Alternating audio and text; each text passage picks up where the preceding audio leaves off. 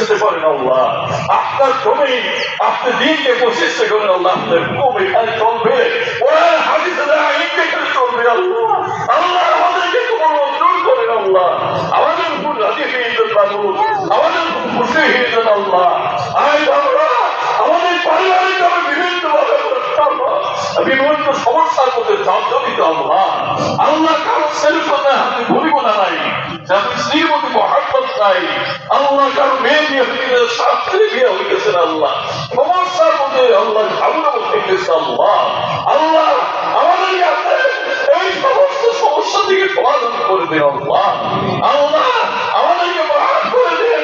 আমাদের গুনাহের কারণে, আমাদের নাফরমানির কারণে আল্লাহ আমরা সমস্যার মধ্যে হাওড়া হয়ে গেছে আল্লাহ। আমাদেরকে আপনি মাফ করে দেন। আপনি দিনকে রাগ করেন, রাগকে দিন করেন, বাদশাকে ফকির করেন।